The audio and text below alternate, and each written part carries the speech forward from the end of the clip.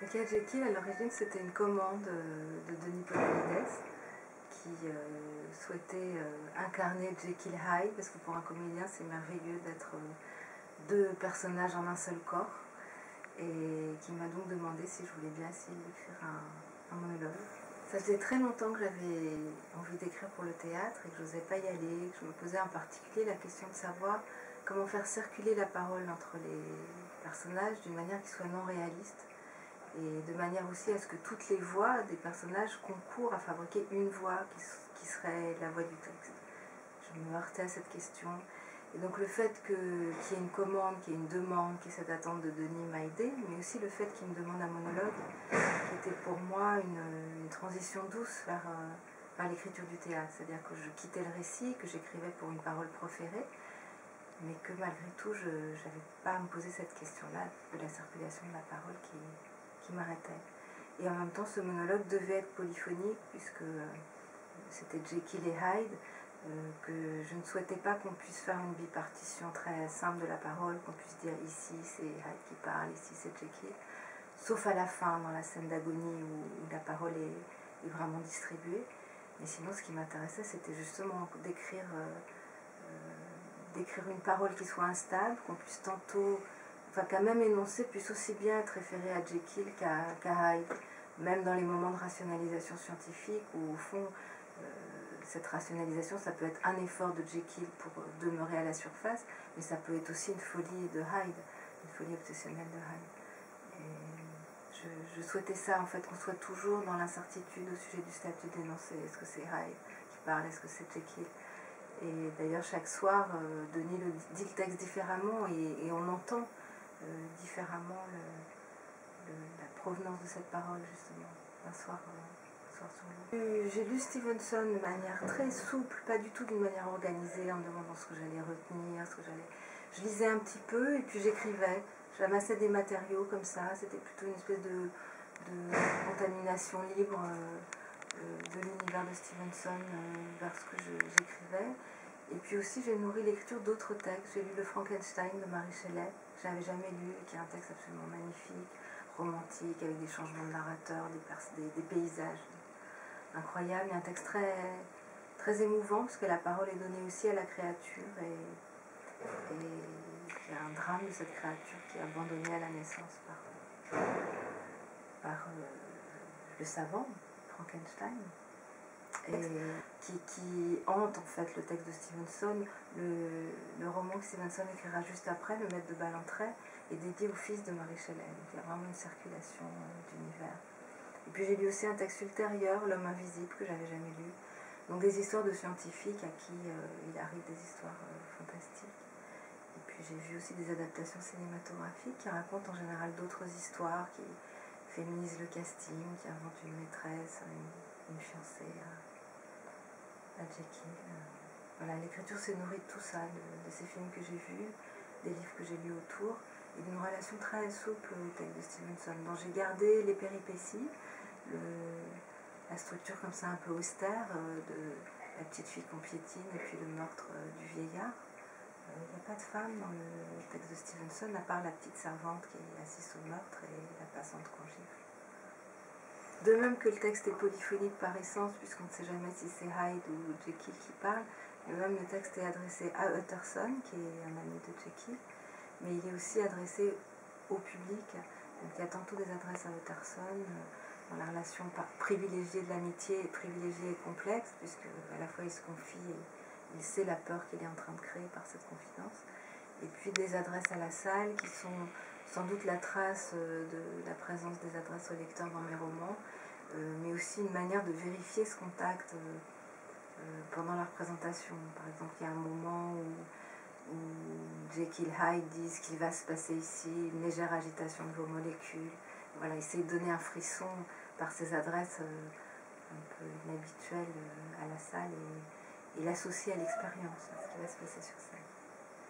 À la question de la transformation, c'est-à-dire que non seulement Jekyll se transforme, mais que le spectateur aussi sorte transformé. Le texte est vraiment une proposition, c'est-à-dire qu'il n'y a pas de didascalie, c'est un matériau qui est donné pour la mise en scène. Il n'y a aucune indication n'y a aucune contrainte, et de toute façon ces contraintes sont toujours un peu utopiques ou illusoires, puisqu'une didascalie c'est fait pour être transgressée. Donc il n'y a pas de didascalie, il n'y a pas de proposition de mise en scène dans le texte, mais un matériau brut, une voix, dont ensuite Denis Podalides s'est emparé à sa guise. J'ai fait une première version qui était trop longue. J'avais demandé à Denis quelle quantité de texte il souhaitait, et puis il m'a dit vas-y, on verra, on coupera après. Et de fait, il est venu à la maison lire cette première version qui faisait, je crois, quasiment 2 heures en lecture, ce qui voulait dire presque 3 heures en spectacle, et pour un monologue, c'est beaucoup trop long. Donc on a fait plusieurs séances de travail ensemble de coupe, et puis on est arrivé à une première version de texte, et qui ensuite a changé aussi en fonction des formats qui étaient demandés. C'est-à-dire qu'il y a une lecture à théâtre ouvert, donc il fallait que ça dure, je ne sais plus, je crois 1h30, et puis une lecture sur France Culture, là il fallait que ça dure 1 heure.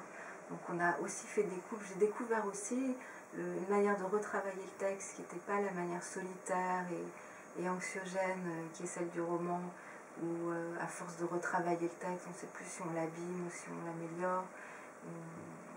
Voilà, il y a un moment dans le retravail où il y a eu tellement de retravail que je trouve on est dans une grande inquiétude de ce qu'on est en train de faire. Là, c'est un retravail d'abord qui était à 2, et puis aussi qui est tourné vers la question d'un format, d'une contrainte extérieure. Et je trouve que c'est très libératoire dans le retravail, c'est-à-dire que on n'écrit pas seulement pour améliorer, mais on écrit aussi parce qu'il y a des contraintes matérielles et que voilà, l'objet bouge. Et j'ai appris ça aussi. Et dans la mise en scène, finalement, Denis a utilisé la version la plus courte à laquelle on était arrivé, mais il a réinjecté aussi des choses de la toute première version. Donc voilà, c'est un texte qui lui aussi subit des métamorphoses, comme Jekyll.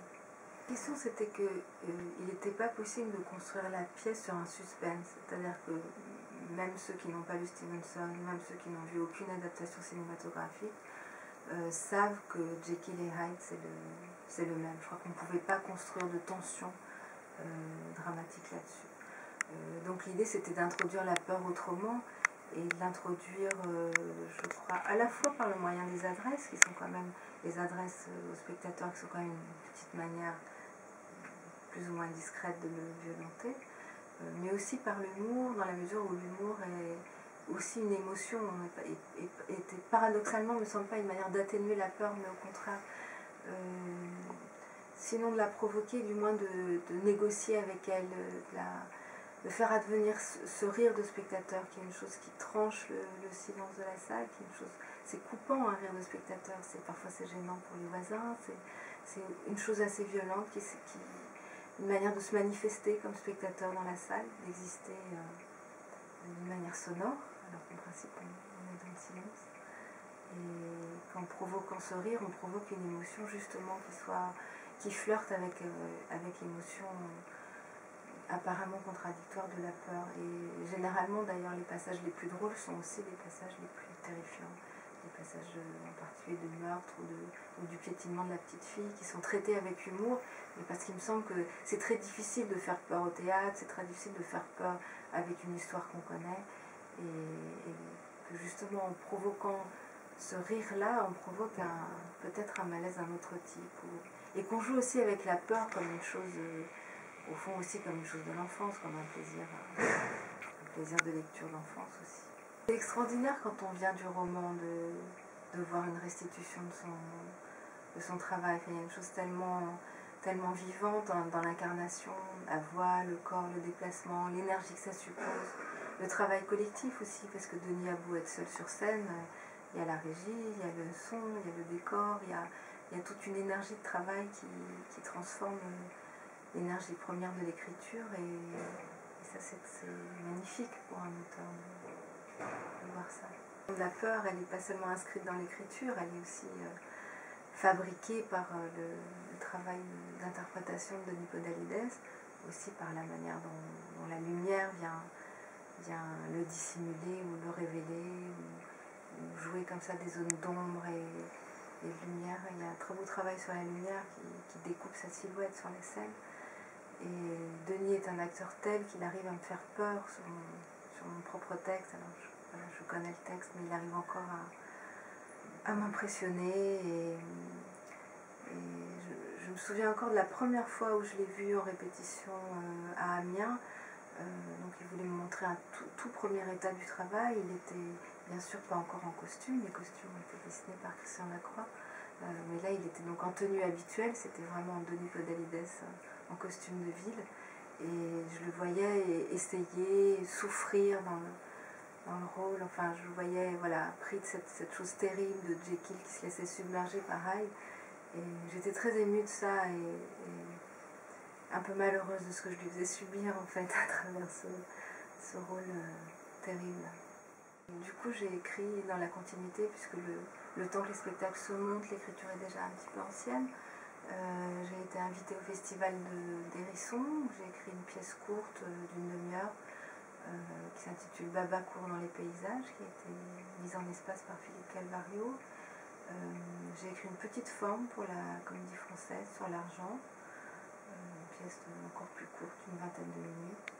Et puis j'ai écrit aussi pour France Culture une pièce qui s'intitule La Maison Imaginaire, qui a été lue par Cécile Brune, dont j'adore la voix, qui jouait Fantasio à la Comédie Française, Denis Podalides et Mathias Mégard.